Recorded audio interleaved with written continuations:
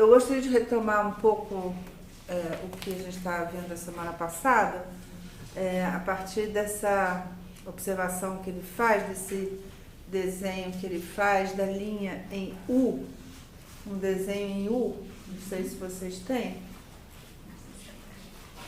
Não, é um desenho em U, assim.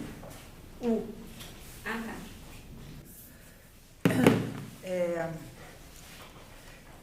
Em que, então, o que ele marca nesse desenho aqui, eu estou usando a versão do Patrick Valance, que eu acho que é mais visual, assim, né?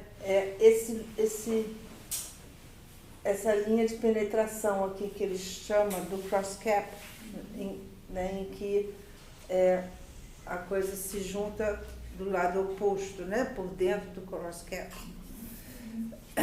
Então, eu estou marcando isso porque ele vai chamar isso de uma linha de penetração.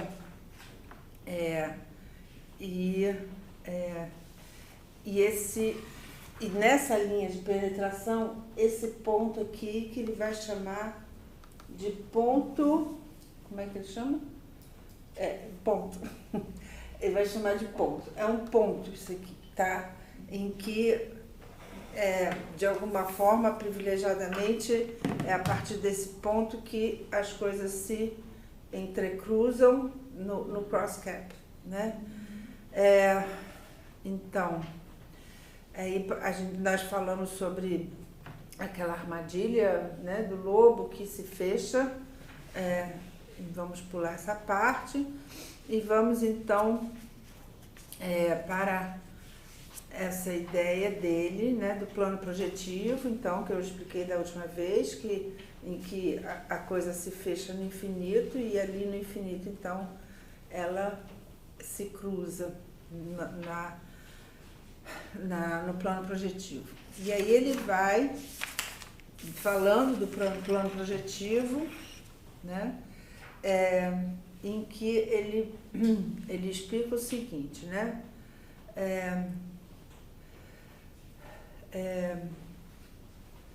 né, como se fossem duas metades do cross-cap. Ele vai falar de metades, em que você tem aqui isso, e depois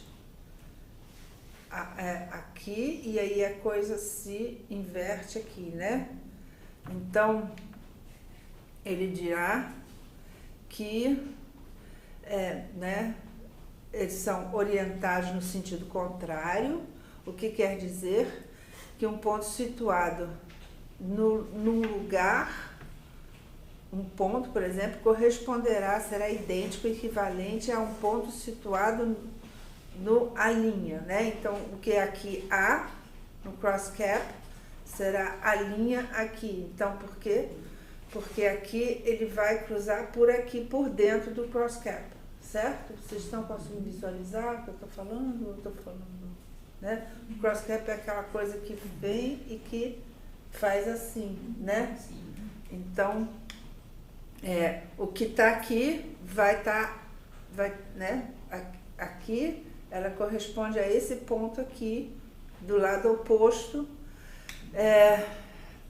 diametralmente oposto, como ele diz, né? Que um ponto B situado aqui, por exemplo, né, referenciará a um outro ponto B' situado diametralmente oposto. Ele faz o desenho aqui, né? A gente tem A aqui, a linha aqui, B' aqui, né? C aqui, né? Porque as coisas se entrecruzam, né? A linha, B', né? C'. Então, a coisa se entrecruza desta maneira. E aí ele diz que isso nos leva a pensar, primeiro, que estando dada essa relação antipódica dos pontos sobre o circuito orientado de uma forma continuada, sempre no mesmo sentido, nenhum ponto terá um privilégio, na medida que todos eles vão, na realidade, se entrecruzar, né? E então não tem privilégio. E que, o segundo ponto, e que qualquer que seja a nossa dificuldade de ter a intuição do que se trata, é preciso simplesmente pensar essa relação circular antipódica como uma espécie de entrecruzamento de raios, né? Não sei como é que está escrito em português isso. Com raios. Eu estou simplesmente lendo na sequência. Vocês não estão acompanhando? É logo após esse desenho aqui. Eu estou lendo.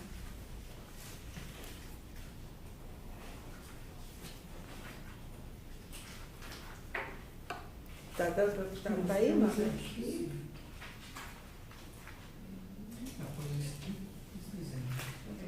Tem A, linha, B, linha, é isso? No desenho? Então. Logo depois, é isso que eu estou lendo.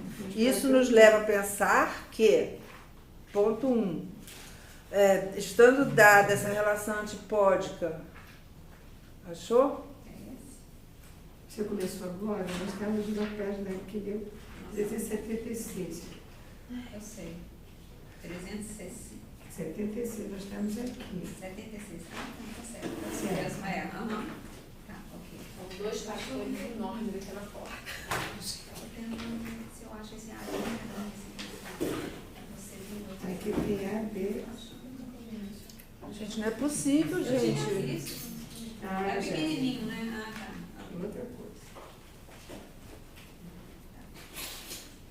Então, vou repetir mais uma vez. Estando dada essa relação antipódica dos pontos sobre esse circuito orientado de uma forma continuada, sempre no mesmo sentido, nenhum ponto terá privilégios, né? Nenhum ponto será privilegiado. E 2, e que qualquer que seja a nossa dificuldade de ter a intuição daquilo de que se trata, é preciso simplesmente pensar essa relação circular antipódica como um tipo de entrecruzamento de raios, se a gente puder dizer, né? Está descrevendo o cross-cap, concentrando a troca de um ponto ao ponto oposto da borda única desse furo e o concentrando, se a gente puder dizer, em torno de um vasto entrecruzamento central que escapa ao nosso pensamento e que não nos permite, de forma alguma, disso dar uma representação satisfatória, tá? É um pouco como ele vai descrever o instrumento a pulsão como instrumento de fazer cócegas na barriga de uma bela mulher, lá no seminário Os 4 Conceitos Fundamentais da Psicanálise. Mas, enfim, isso é uma pequena associação minha. Então, o que ele diz é que é muito difícil de representar isso. Então, só mesmo descrevendo matematicamente, né? Que você tem, então, um ponto A que vai corresponder ao A' aqui, o B vai responder ao B', etc. Né?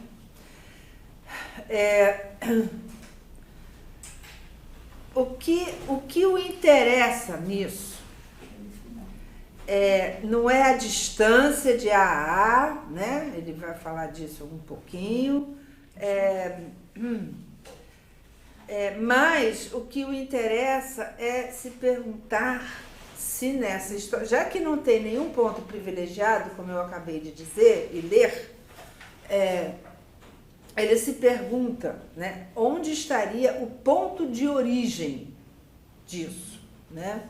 Então ele se pergunta onde estaria o começo. E aí ele diz assim, né, que é a tal da palavrinha grega que aparece aí, arque, né? Ele se pergunta onde é que está a arque, o ponto de origem, para então ele dizer que se não há pontos de começo em algum lugar, é impossível definir um ponto como estando entre outros dois, né? Porque você não sabe, primeiro não há não há distância, não se calcula a distância. Depois, se não tem um ponto de origem, você também não pode dizer que ponto estaria entre um A e um B, por exemplo, porque não tem ponto de origem. Então, você pode até convencionar, chamar um ponto de A, mas esse ponto, na realidade, não necessariamente é A, porque não tem um ponto de origem. É isso que ele está dizendo aqui, né? O que, né? Então, só para deixar bem claro de que figura ele está falando. Não é uma figura que tenha um espaço entre os pontos, nem que tenha um ponto de origem, né? E que, portanto, você também não pode dizer o que é A, B e C, você só pode convencionar A, B e C, mas aleatoriamente, né? E aí ele diz, né? Então, por outras razões, que a possibilidade de representá-los no espaço, esses pontos, que é preciso que nós definissemos um ponto de origem nessa troca entrecruzada que constitui a superfície do plano projetivo entre uma borda que é preciso, apesar de a coisa sempre girar no mesmo sentido, é preciso que nós façamos uma divisão em dois, né? Então, para poder bem entender por que a coisa é entrecruzada. Se a gente não fizer a divisão de dois, fica difícil a gente entender por que a gente está dizendo que é entrecruzado. Mas isso também só para tentar representar alguma coisa dessa história, né? Aí ele fala que esse ponto, né? Esse ponto que ele marcou lá no U, lembra que eu mostrei no começo de hoje? Isso que ele chama de ponto. Apesar de não ser o ponto de origem, é um ponto que ele vai considerar muito importante. Ele vai dizer assim, tudo isso pode parecer a vocês bastante chato, mas vocês vão ver que isso vai assumir um interesse cada vez maior. Lhes anuncio de cara o que eu pretendo dizer que esse ponto arque, origem, tem uma estrutura privilegiada e que é sua presença que assegura ao laço interior de nosso significante polonês um estatuto que é absolutamente especial para ele, tá? Então, eu tenho a impressão que ele, apesar de não haver ponto nessa história, que ele vai localizar esse ponto lá no meio do cross cap, né? Que é este ponto aqui, esse aqui, tá? Não é o ponto aqui de onde isso começa, mas é este ponto aqui que ele vai chamar de arque, tá? Então,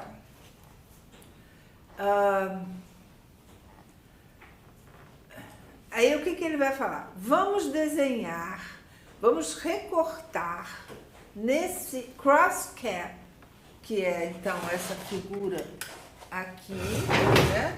Que ele vai desenhar como um ovo. Ih, tá ruim isso aqui, tá claro. Ele vai desenhar como um ovo, né? E aí ele vai desenhar aqui um negócio assim e aqui o tal do ponto, né? Isso é o cross cap, que é aquela coisa que faz isso assim, certo?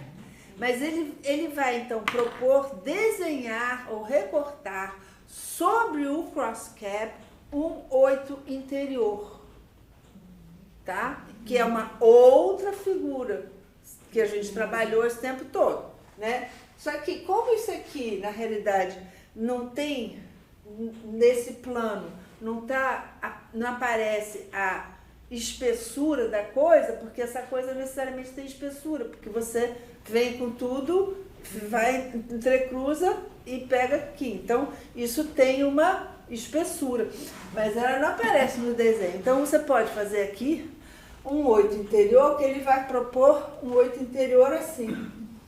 Assim, né? Aí vai lá para o outro lado, não é isso? Não, ele continua aqui primeiro, esse assim, né? E aí vem aqui, Depois que passa e aí vai para o outro lado, não é isso? lá no outro. E aí aqui, aí junta aqui. Então você tem duas passagens nisso que ele havia chamado de linha de penetração, que é essa linha aqui, né? E aí, então, você tem aqui um recorte de um 8 interior que passa 2 vezes nessa linha de penetração. E ele vai passar aqui algum tempo explicando isso, né? Ele diz assim: isso quer dizer que essa linha que eu desenho, nosso significante 8 interior, o tal do significante polonês, né? Que nós trabalhamos no Toro, algumas lições, né? Alguns seminários aqui vimos, né, o significante polonês dando 2 voltas em torno do furo central do Toro para depois, né, desenhar a demanda, essa demanda que na realidade é em torno do vazio. Nós trabalhamos isso aqui, né? Então, isso quer dizer que essa linha que desenha nosso significante 8 interior se encontra aqui fazendo 2 voltas no ponto privilegiado. E aí ele faz esse desenho, ele quer ilustrar isso por alguma coisa, e aí ele diz, vejam o que isso pode fazer, né? Então ele faz esse desenho, que eu não sei se vocês têm, essa imagem aqui, logo em seguida, né? Em que você tem aqui o cross cap, né? E aqui o cross cap desenhado no plano, aqui assim, né? E com essa linha aqui, essa linha aqui, essa linha de penetração, aqui o A, o B e o C, né? Que na realidade é A com A linha, B com B linha, C com C linha, certo? Que nem nós havíamos visto anteriormente. Então,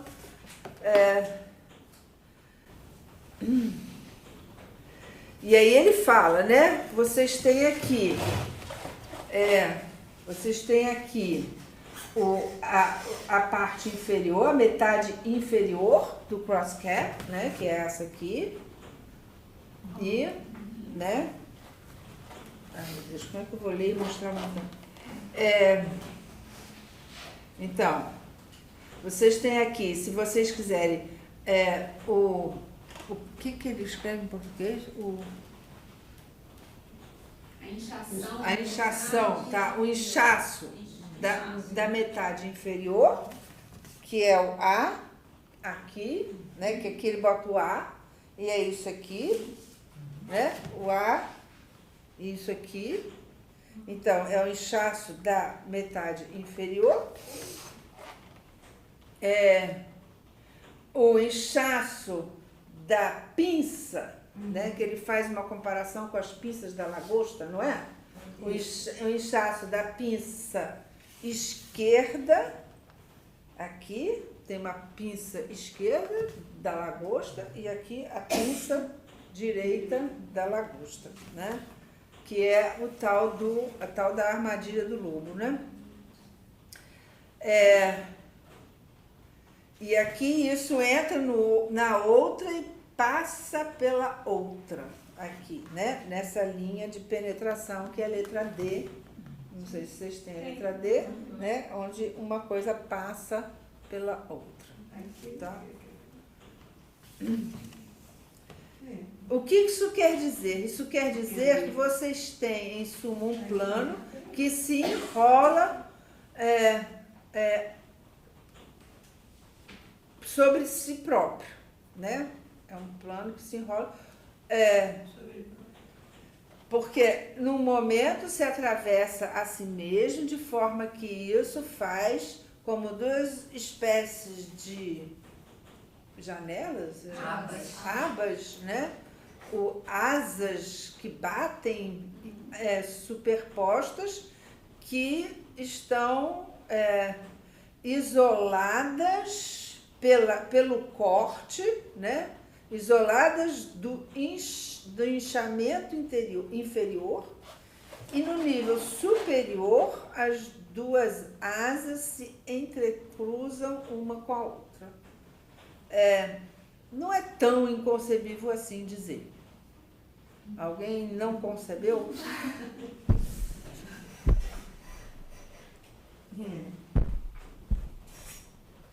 Bom, aí ele vai falar, ele vai fazer uma comparação disso com o toro para falar o quê? Para dizer que no toro, né, figura que nós já temos uma certa intimidade agora, né? No toro, que na realidade pode ser representado no plano, né? Assim, né? O toro é um plano que você fecha aqui e fecha aqui, você faz um toro, né? Então, aí ele vai dizer, né? Que no toro, se você introduz um corte no toro, né? Por exemplo, se você introduz aqui um corte, certo? Você introduz um corte aqui, você simplesmente produz um canudo, certo? E se você introduz nesse canudo, né, um outro corte que que atravessa o canudo inteiro, você vai ter o papel inteiro, certo? Porque hoje em dia só se faz canudo em papel, não pode mais fazer em plástico, certo? Então é por isso.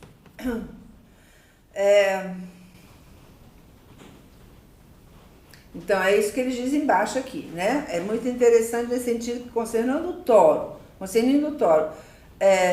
eu lhes mostrei, se vocês fazem um corte, né? O corte 1, que vira um canudo, isso o transforma numa banda. Se vocês fazem um segundo corte, que atravessa o primeiro corte, isso não o fragmenta em dois, né? Ao contrário, faz dele uma folha de papel aberta, né? É isso que lhes permite de esparramá-lo como um bom quadrado, né? Se vocês fizerem dois cortes que não se entrecruzam, ou seja, né? Você tem um canudo e já fez um corte. O corte que ele propõe para fazer um quadrado entrecruza o primeiro corte, que está aqui, né? Ele vai cortar aqui, certo? Para abrir o papel. Mas se você tem aqui o canudo e você fizer um segundo corte que não atravessa o primeiro corte, o que vai acontecer?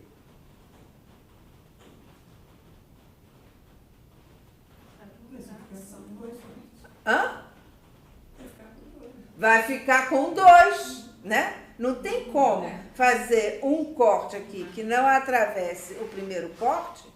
Se você não quer atravessar o primeiro corte, se você quer fazer um segundo corte, necessariamente o segundo corte fará com que esse canudo vire dois canudos, certo?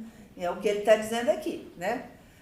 Se vocês fizerem dois cortes que não se atravessam sobre um toro, tentem imaginá-lo, aí vocês o transformarão necessariamente, forçosamente, em dois pedaços, É isso que está escrito aqui, né?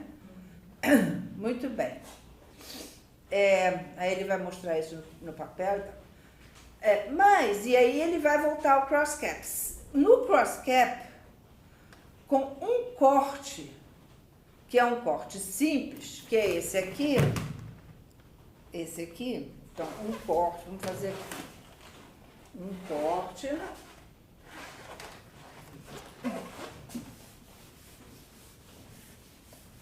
vamos desenhar de novo o cross cap.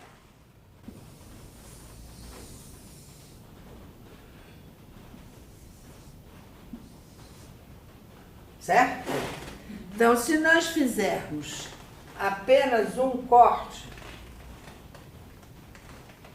que é esse aqui, não é isso que ele faz? Não é isso?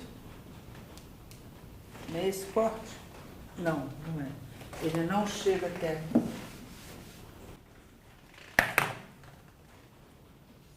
Se a gente fizer assim, a gente fez um corte aqui no cross cap. Certo? Então, é um corte simples, um corte. Então, lembram que no toro, quando a gente faz um corte, vira um canudo, certo? No cross cap, se a gente fizer um corte, então, o que vai acontecer? Corte simples. Vamos ler aqui.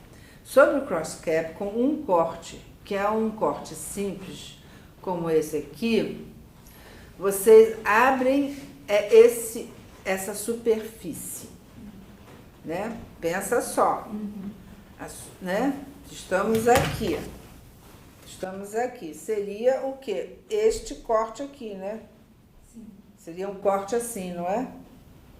Que englobaria essa parte aqui, né? A linha de penetração e o ponto, não é? Isso. Faria isso. É esse o corte que ele está propondo, certo? Todo mundo vê?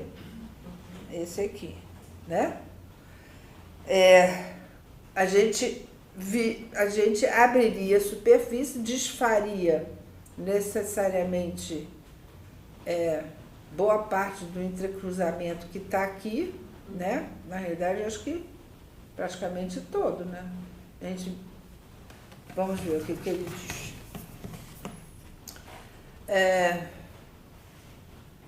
Então, ele fala para a gente se divertir fazendo isso, seria um bom exercício intelectual,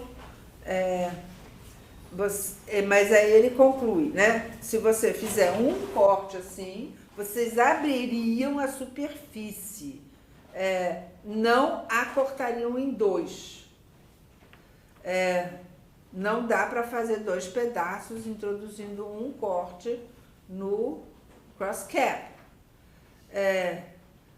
Se vocês, né? Bom, aí vamos ao segundo corte, que no toro faz ele ficar no plano, né? Se vocês fizerem quaisquer outros cortes no cross cap, que eles se cruzem ou não se cruzem, vocês o dividirão. Aí ele faz o exemplo aqui, né? Vocês o dividirão. Vamos em frente. O que é paradoxal e interessante é que, em suma, não se trata aqui de um só corte, sempre de um só corte, e que, no entanto, ao simplesmente fazer duas vezes a volta do ponto privilegiado, vocês vão dividir a superfície. Aí ele dá o exemplo aqui. Aqui, né? Que se você vem, faz aqui. Faz um 8 interior aqui. Você divide a superfície. É isso que ele está falando, né? Você está aqui, corta aqui e depois faz o 8 interior, você divide a superfície. Desde que você passe pelo ponto. né? Tem que passar pelo ponto. Que é esse ponto onde as coisas se entrecruzam, né? Então, vocês o dividem. Vocês dividem a superfície. É bem diferente do toro. Sobre um toro, se vocês fizerem quantos cortes quiserem em torno do furo central, vocês não obterão nunca, vocês apenas obterão sempre um alongamento, de alguma forma, da banda, mas vocês não o dividirão.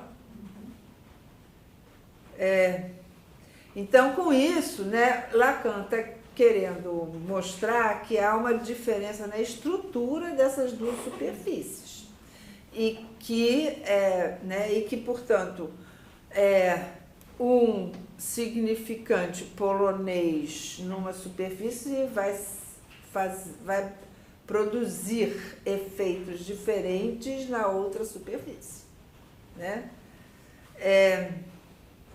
Esse significante polonês que é o significante enquanto corte, né? Bom, aí ele vai fazer uma série de desdobramentos para chegar em quê? Para chegar, eu vou dar uma pulada, para chegar na questão, retomar a questão do escargot. Lembra que a gente trabalhou escargot? Que havia uns escargot, a maior parte dos escargots giram dextrogiros para a direita, mas que há alguns, né, que giram para a esquerda. E aí o que ele fala, né?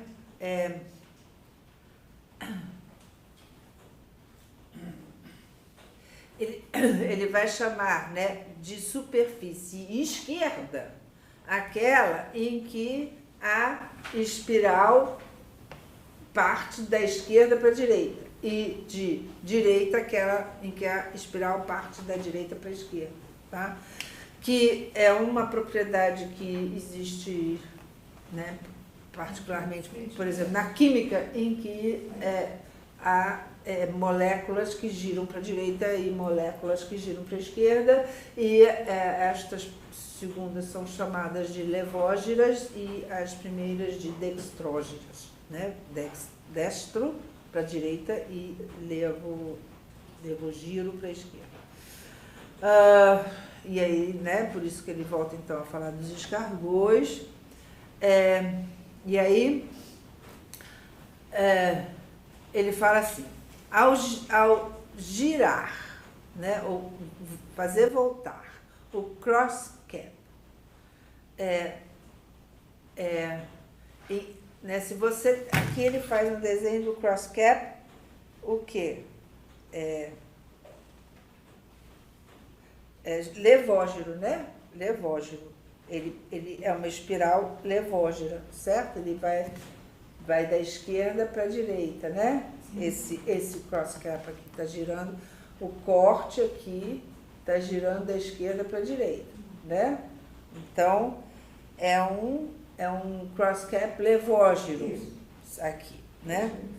Então, ele fala o quê? Ele diz assim, né?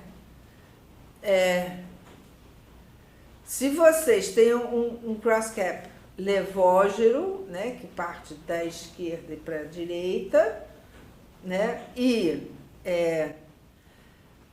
o virarem e o olharem do contrário, né, ele estará girando no sentido oposto.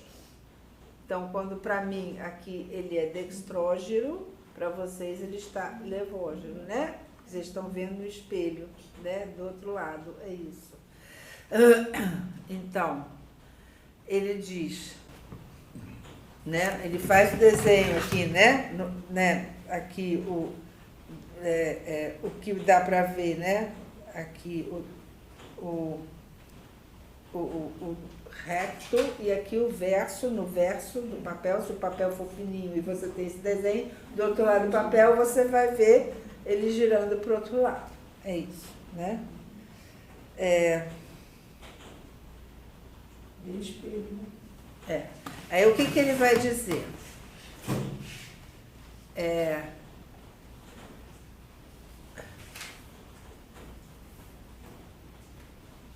Na realidade, né,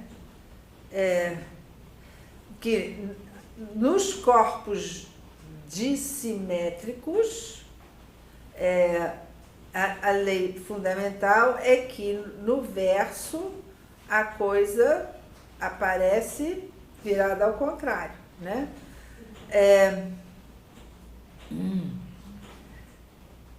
E aí ele vai dizer, essa é a propriedade de todos os corpos que são dissimétricos.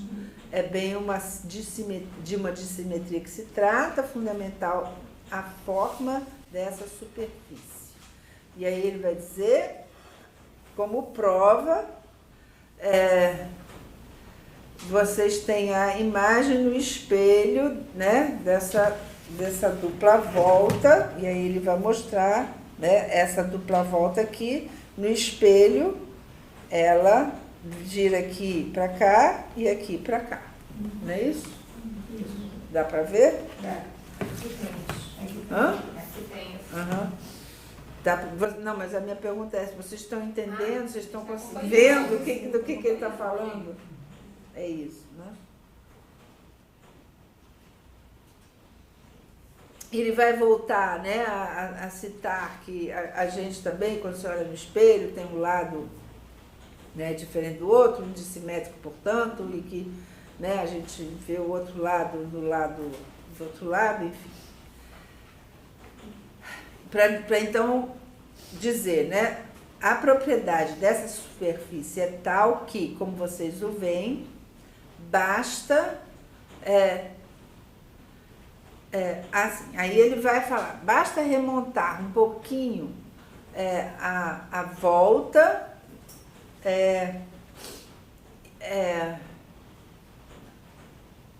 para que vocês tenham uma imagem absolutamente idêntica. E então, bom, então o que ele vai, o que o preocupa aqui, o que o ocupa aqui?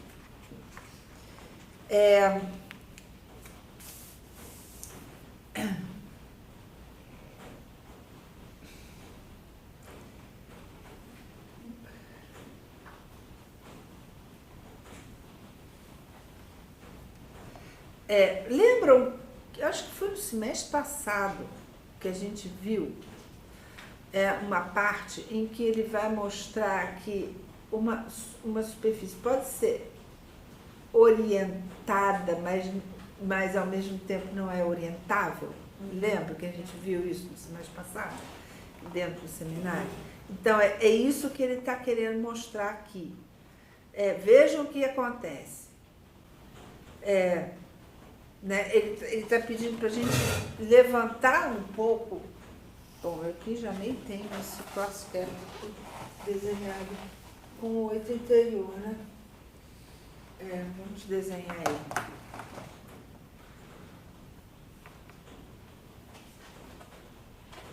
Ele propõe isso.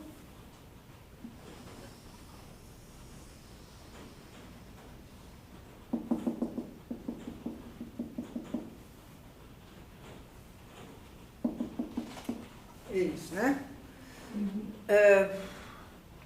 Então, ele fala assim,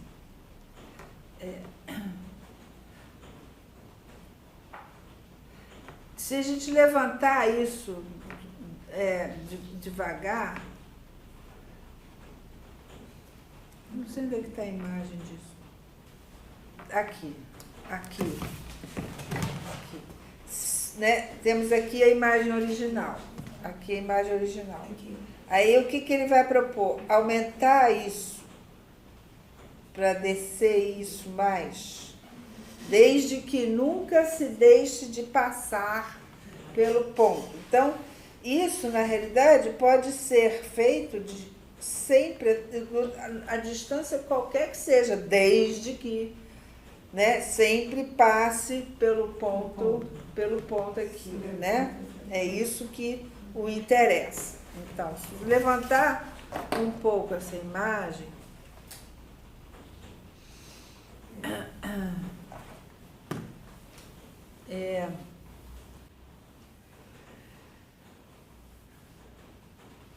progressivamente, vocês verão que o que se passa a saber que a ocultação dessa pequena parte pontilhada situada aqui é a realização idêntica do que está na imagem primitiva. Que ele diz que se você aumenta o pontilhado, ele na realidade ele faz o mesmo caminho, só que ele é mais puxado para os limites da borda, né? E aí o que ele vai dizer? Isso nos serve para ilustrar essa propriedade que eu lhes disse ser a do do objeto do desejo, de ser essa alguma coisa que ao mesmo tempo é orientável e certamente muito orientada, mas que não é especularizável.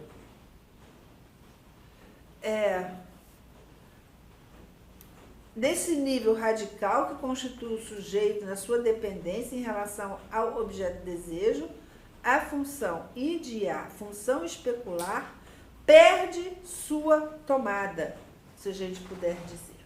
Então, com isso, o que ele está colocando sobre a berlinda é a diferença absoluta entre idear, a imagem, né, de A, e A. Porque é especularizável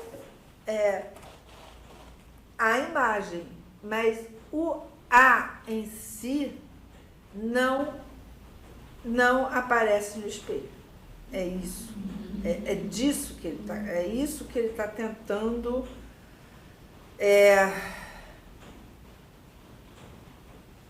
mostrar, porque na realidade, se você faz esse corte, né? Se você faz esse corte, esse ponto aqui, esse ponto ele não aparece no espelho, aqui, porque ele está cortado, né?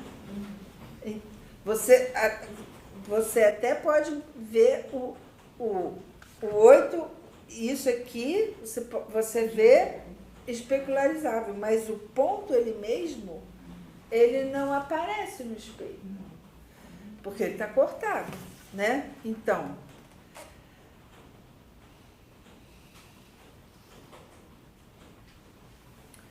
ele quer distinguir, né, a relação do sujeito com o idear e a relação do sujeito com o A.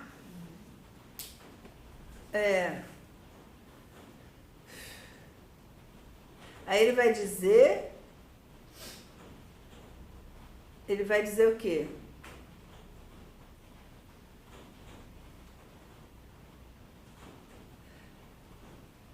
E tudo isso é comandado pelo quê? Por essa alguma coisa que é justamente esse ponto, o ponto central, pertencendo à superfície. Para esclarecer imediatamente o que eu quero dizer, lhes direi que é em articulando a função desse ponto que nós poderemos encontrar todo tipo de fórmulas felizes que nos permitam conceber a função do falo no centro da constituição do objeto do desejo. Bom, como a gente sabe, ele aqui ainda está preocupado em articular o falo com o A, né? Coisa que, como eu já disse várias vezes, ele só irá destrinchar mesmo no seminário seguinte, né? E aí, esse ponto, enquanto chave da estrutura dessa superfície assim definida, recortada pelo nosso corte no plano projetivo. Esse ponto é preciso que eu pare para lhes dizer a sua verdadeira função. E é isso que e para isso eu lhes pedirei ainda uma certa paciência. E aí ele vai então retomar, né,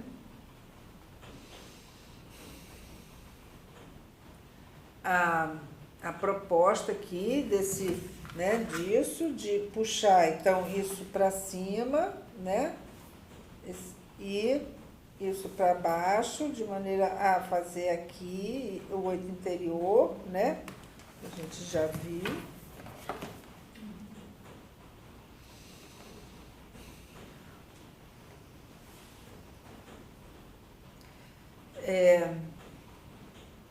Enfim, aqui ele está apenas descrevendo isso, e aí ele vai dizer assim, né?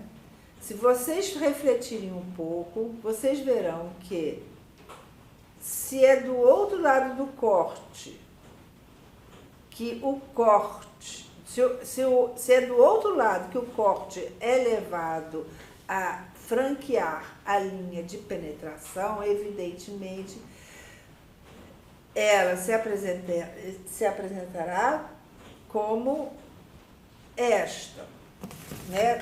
No verso, essa aqui, a linha de penetração, que então vai aparecer assim, porque está do outro lado, porque isto que está aqui em linha contínua, do outro lado está descontínuo, porque está do outro lado, certo? Estão acompanhando? Quer dizer, a linha contínua é aquilo que está para a gente, e o que está descontínuo está do outro lado, na face ou escura da lua, né? É isso que a gente não vê. Então, quer dizer, como ela está do outro lado, ela será pontilhada desse lado, e ela será contínua desse lado, porque, segundo a nossa convenção, o que está pontilhado é visto por transparência, né? É simplesmente isso.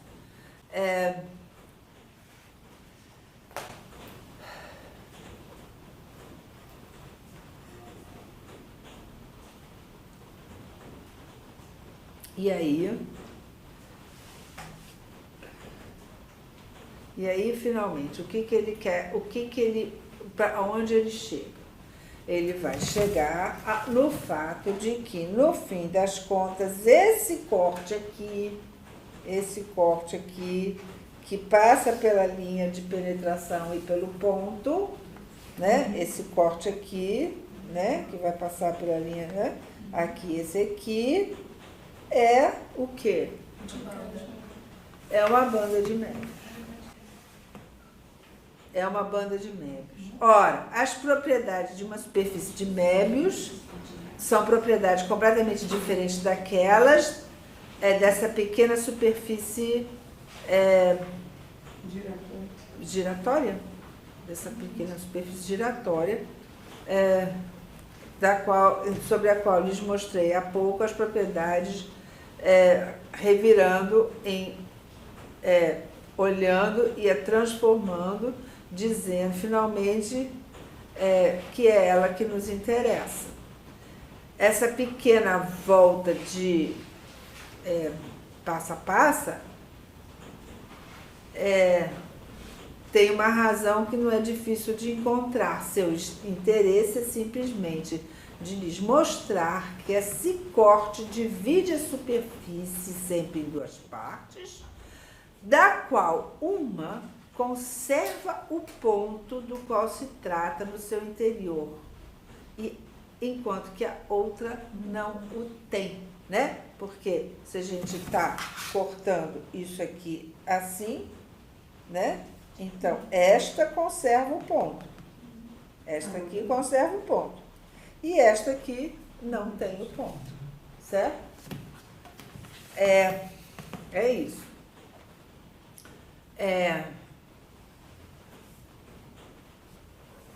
Essa outra parte que está bem apresentada aí na figura terminal é a superfície de Möbius. É a superfície de Möbius. Tá? Isso aqui é uma superfície de Möbius. Porque isso aqui significa que há uma... Isso aqui não é uma coisa, não é um toro. Isso aqui, por causa dessa linha de penetração, né? Há uma reviravolta aqui. Então, isso aqui é uma superfície de Möbius, tá? Viu, Mar? Então,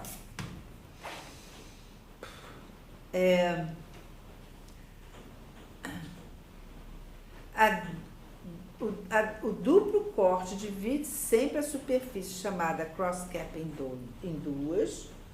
Essa é alguma coisa a qual nos interessamos e sobre a qual lhes darei o sustentáculo da explicação da relação do sujeito com o ar na fantasia. E do outro lado, a banda de Möbius. Então, de um lado, a relação do sujeito com a fantasia e do outro lado, a banda de Möbius.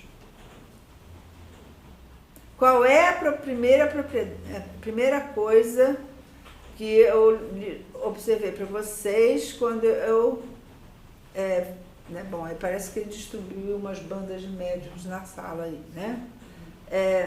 A superfície, no sentido em que eu falava dela há pouco, é irredutivelmente esquerda, gauche.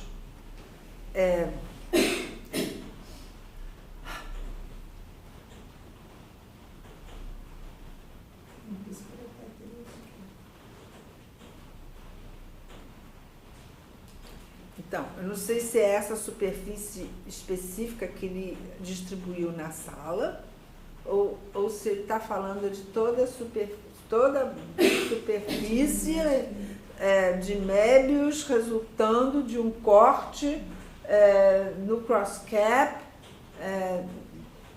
não sei. De todo modo, né, o fato de ser irredutivelmente esquerda, não sei se é isso que está escrito aí.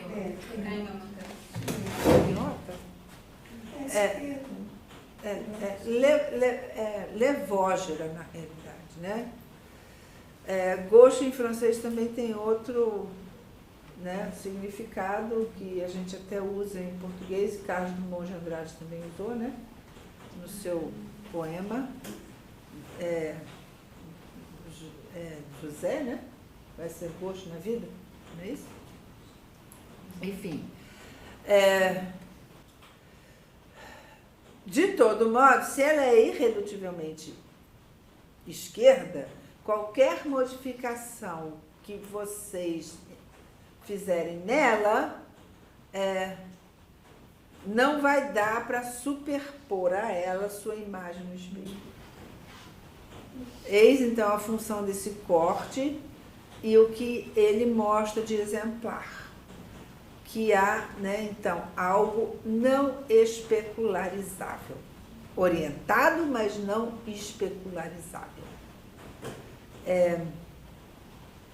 Essa superfície, não podemos dizer,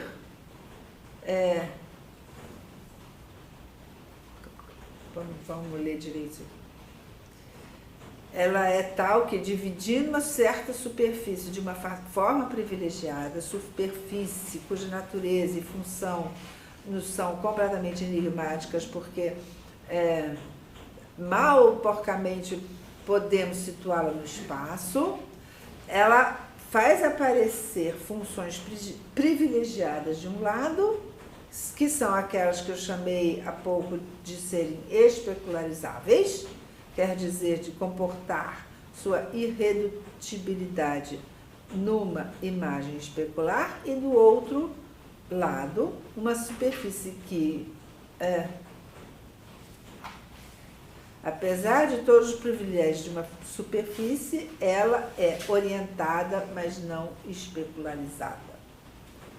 Pois, observem bem que essa superfície não podemos dizer, como na superfície de Möbius, que um ser infinitamente plano, passeando nela, se encontrará de cara sobre essa superfície no seu avesso.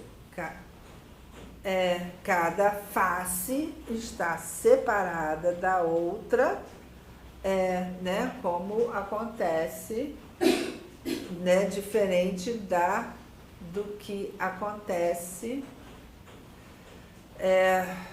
na banda de Möbius, não é isso? Em que há apenas uma face. Essa propriedade, evidentemente, é alguma coisa que deixa aberto um enigma, porque não é simples.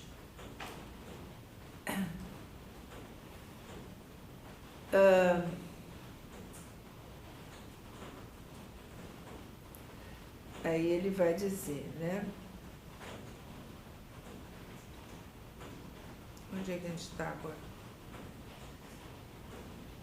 Essa propriedade certamente é algo que deixa aberto um enigma. Que não é simples.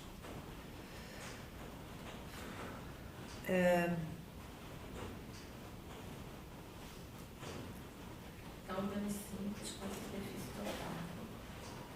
Tão menos simples que a superfície total, evidentemente, não é reconstituível. E reconstituível imediatamente, só é reconstituível imediatamente a partir delas. Eu não sei o que ele está querendo dizer quando ele diz isso. Aí ele vai falar assim, é preciso propriedades mais fundamentais que as propriedades mais fundamentais da superfície estejam de alguma forma conservadas, apesar de sua aparência mais racional, que a outra nessa superfície. E aí ele fala que essas propriedades ficam conservadas no nível do tal do ponto. O ponto, né, que é esse ponto aqui. Porque é nesse ponto que as coisas se atravessam, né? Todas as linhas se atravessam.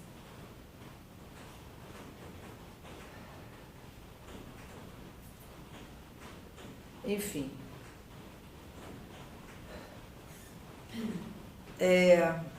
Ele vai, evidentemente, desenvolver isso novamente na lição seguinte. E eu acho que com isso a gente encerra aqui essa lição, porque ele vai retomá-la no 13 de junho, que então nós vamos iniciar semana que vem, uma semana antes do nosso encontro em Aracaju. Estaremos todos. Mas semana que vem a gente vai começar essa lição, tá? Que, como ele sempre faz, ele acaba sempre retomando a lição anterior, sobretudo quando ele introduziu algumas coisas um pouco mais cabeludas que nessas aqui, certo? Conclusão da lição, né? Dessa parte da lição. Ele introduziu a diferença entre o objeto A e o I de A. Uma coisa é especularizável e o objeto A não é especularizável. E essa é uma das propriedades fundamentais do objeto A, que vão permanecer como fundamentais no próprio conceito de objeto A para o resto do ensino de Lacan, né? Vão permanecer, essa propriedade vai permanecer como específica do objeto A, não é especularizável.